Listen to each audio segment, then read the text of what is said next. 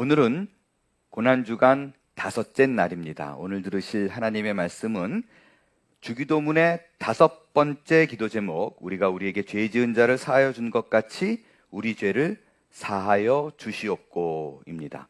이 내용을 죄의 용서라는 제목으로 말씀을 상고해 보겠습니다. 본문은 주기도문 중 이에 해당하는 마태복음 6장 12절을 제가 읽겠습니다. 우리가 우리에게 죄 지은 자를 사하여 준 것 같이 우리 죄를 사하여 주시옵고.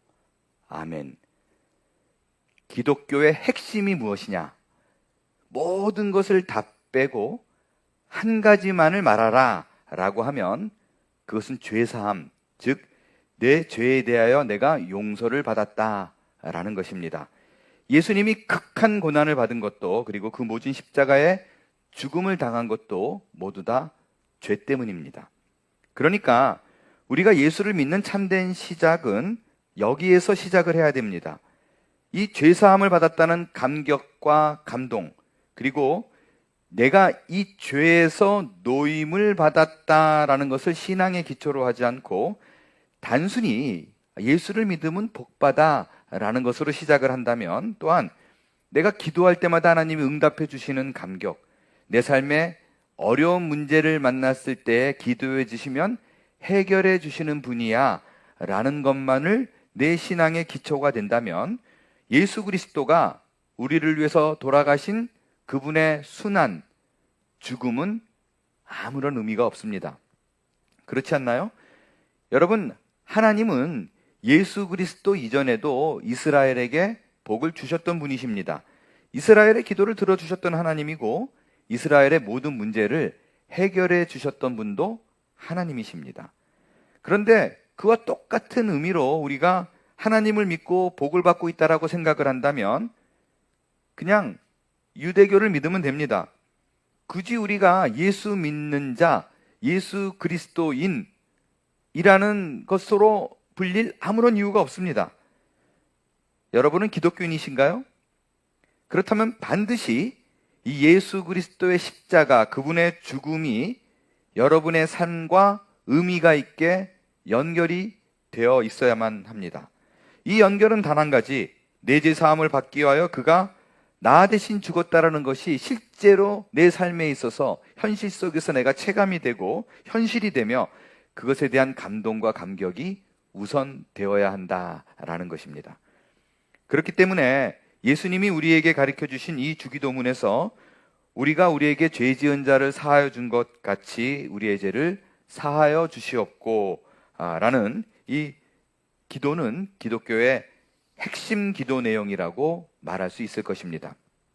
우리가 주기도문을 암송하거나 들여다볼 때 갖게 되는 오해는 마치 이게 이렇게 들려요. 내가 나에게 죄 지은 자를 용서하지 않으면 내 죄도 용서받지 못한다라는 느낌이 이 부분에서 듭니다. 그러니까 내 죄를 용서받기 위해서는 한 가지 조건이 있습니다. 그것은 내가 먼저 내게 죄 지은 자를 용서를 해야 된다는 것입니다. 그것을 기본 삼아, 전제 삼아 내 죄가 용서받는다라는 느낌이 있습니다. 근데 이 기도 제목은 사실 이 기도의 내용은 원어의 뜻, 문장의 순서, 당시 유대인들이 갖는 문화적 특징을 잘 모르는 사람들이 갖게 되는 오해이다라는 것을 제가 지난 주기도문 강해 시간에 이미 말씀을 드렸고 다루었습니다. 우리의 죄는 나의 어떤 그 조건, 나의 어떤 행함을 조건 삼아 용서받은 것이 아닙니다. 단지 하나님의 일방적인 사랑이 우리에게 나타난 것이 예수 그리스도의 십자가 사건이고, 우리는 우리의 조건과 상황에 상관없이 그분의 죽음으로 말미암아, 대속의 죽음으로 말미암아, 나 대신 돌아가심으로 말미암아 내 죄가 용서받았다라는 것이 아주 중요한 내용입니다. 그렇기 때문에 혹시 이 부분에 대한 의혹이 아직 정리가 되지 않으신 분들이 계신다면 지난 2022년에 했던 주기도문의 7번째 강해를 참조해 주시길 바랍니다. 그때 제가 이것에 대한 오해, 그 부분을 잘 설명해 드렸습니다. 오늘은 그때 미처 다루지 못했던 다른 부분을 조금 더 깊이 생각해 보고자 합니다. 그것은 먼저 유대인들이 갖고 있는 죄에 대한 개념이에요. 오늘 본문에 나온 죄, 이걸 원어로요, 오페일레마라는 말인데, 이 말은요, 빚, 부채, debt라는 말입니다. 그러니까 이 사람이 나에게 빚졌어 라는 말의 의미는요, 이 사람 나에게 죄졌어, 이게 똑같은 말이에요. 유대인들은 빚졌어, 죄졌어 똑같이 생각합니다. 그래서 마태복음 18장에 보면요, 베드로가 예수님에게 묻지요. 형제가 나에게 죄를 범하면 몇 번이나 용서해야 됩니까? 라는 베드로의 질문에 예수님이 한 비유로 대답을 해주셨는데, 그 비유가 1만 달란트를 빚진 자가 탕감받은 예로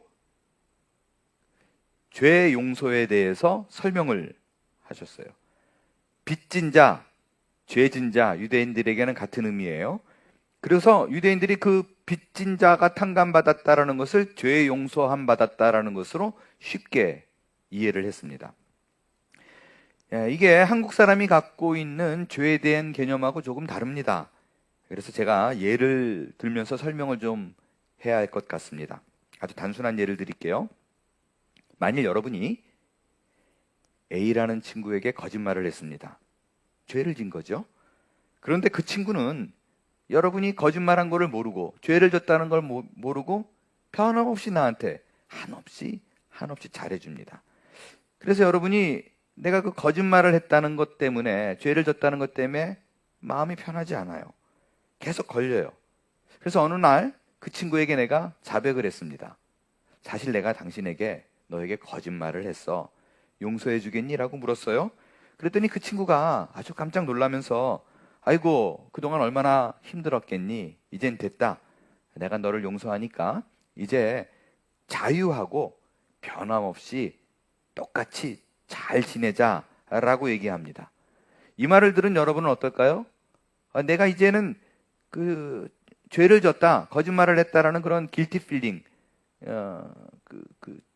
guilty feeling, 그 죄책감에서 자유하게 되고, 그 친구와는 아무런 거리낌 없이 이제 평소와 똑같이 친구로 지내게 될 것입니다. 예를 조금 바꿔볼게요. 내가 친구에게 10,000불을 빚졌습니다. 계속 못 갚고 있어요. 그 빚을 못 갚는 일이 길어지다 보니까 친구와도 관계가 소원해집니다.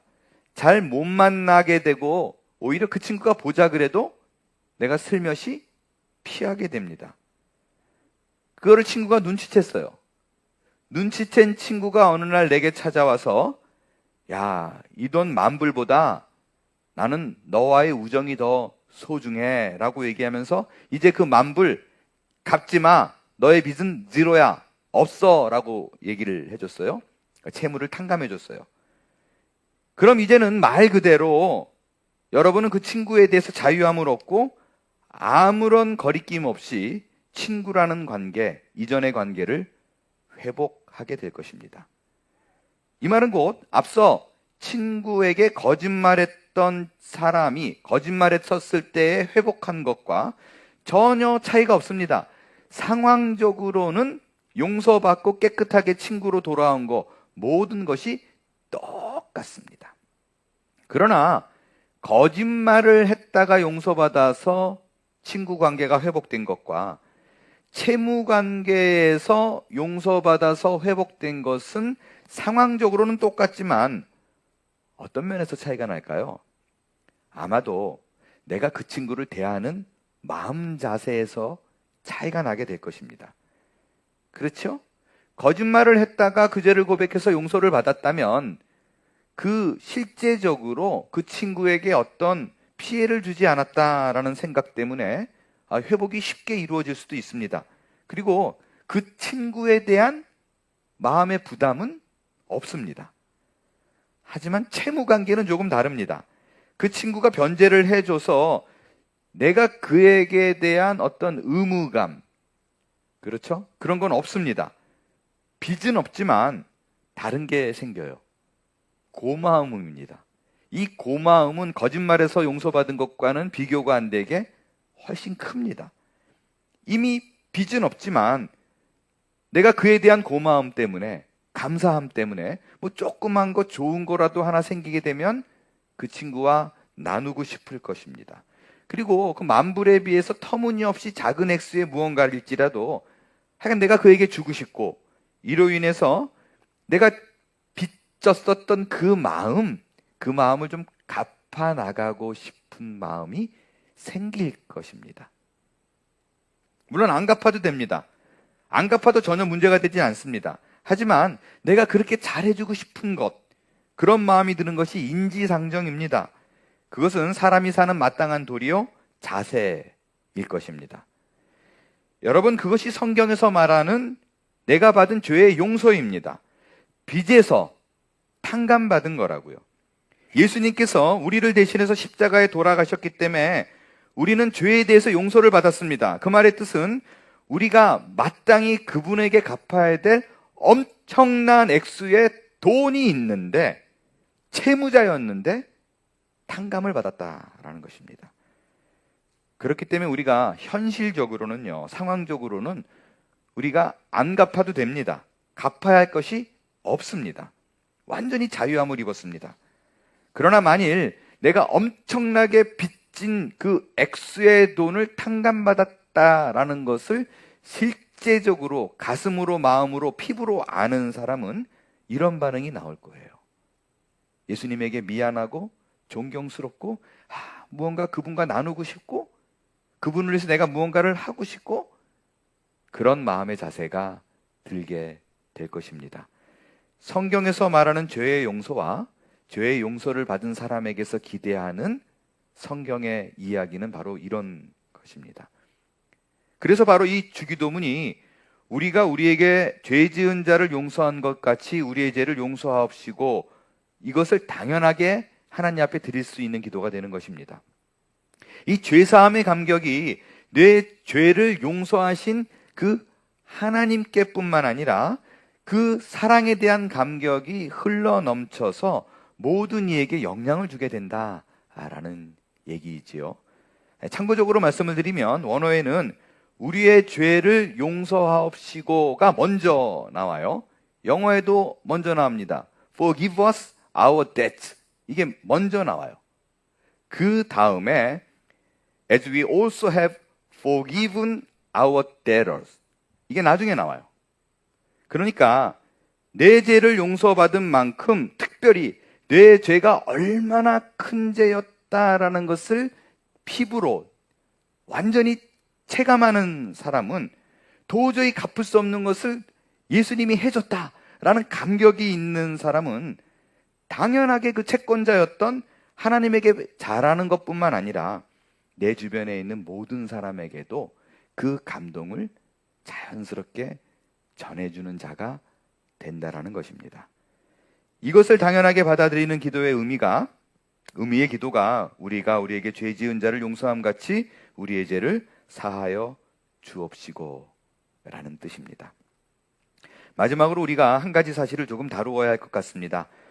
우리가 누군가의 죄를 용서하는 것은 정말 쉽지 않습니다. 아무리 노력해도 잘 안 되는 사람이 있습니다. 아이러니한 거는요, 그 문제를 놓고 내가 용서를 했으면 하는 마음으로 깊이 기도하고 기도할수록 더욱더 수렁에 빠져서 더 용서가 안 된다라는 것입니다. 이런 분들에게 오늘 본문이 말하는 용서라는 단어의 원어의 의미를 설명드리며 용서의 방법적인 차원에 대해서 말씀을 드리고 싶습니다. 어떻게 내가 용서할 수 있는가라는 부분이에요. 이 용서한다라는 말은요, 원어에 보면 예수님이 베드로를 불렀을 때 베드로가 어떻게 반응했어요? 모든 것을 버려두고 예수를 쫓았습니다. 여기서 버려두고라는 단어의 그 원어의 오리진이 그러니까 용서라는 말하고 이게 어원이 같습니다. 즉, 내가 그 사람을 용서했다라는 말은 내 마음에서 그를 버렸다라는 뜻입니다. 영어로는 left, 떠났다 라는 뜻이에요. 그 사람에게서, 그 사건에게서 버리고 거기서 나오는 것이 용서입니다. 이 말을 찰스 스펄전 목사님이 아주 기가 막히게 비유해서 이런 예를 들었어요. 여러분 이제 그만 용서하고 잊어버리십시오. 당신은 미친 개를 땅에 묻을 때 꼬리만 남긴 채 기념비를 세우는 사람, 그런 사람 아니잖아요 라고 얘기를 했어요. 무슨 말이에요? 미친 개처럼 전혀 도움이 되지 않는 개를 땅에 묻는데 굳이 그것을 기억하려고 미친 개의 꼬리를 땅 위에 올려서 기념비를 세우는 사람이 어디 있습니까? 필요 없는 짓입니다. 그냥 묻으세요, 이 뜻입니다. 여러분 용서해야 될 사람이 있으신가요? 지우세요. 묻으세요. 용서를 하려는 노력과 시도로 나를 그 과거에 묶어두지 마십시오. 그리고 홀가분하게 여러분이 받은 죄 용서, 그 빚에 대한 탕감을 누리고 감사와 즐거운 마음으로 주를 대할 수 있게 되기를 바랍니다. 그때 거기서 죄 사함으로 인한 감사와 감격이 우리 삶을 가득 채우게 될 줄로 믿습니다. 기도하겠습니다. 하나님 감사합니다. 내 죄를 용서하시니 감사합니다. 이 감사와 감격이 나를 해하였던 누군가로 인하여 묻히지 말게 해주시고 오히려 십자가를 묵상함으로 말미암아 그 안에서 흘러넘치는 은혜의 강물로 모든 일을 사랑하고 더욱 주를 사랑하는 자로 나를 빚어 주시옵소서. 감사드리며 예수님의 이름으로 기도합니다. 아멘.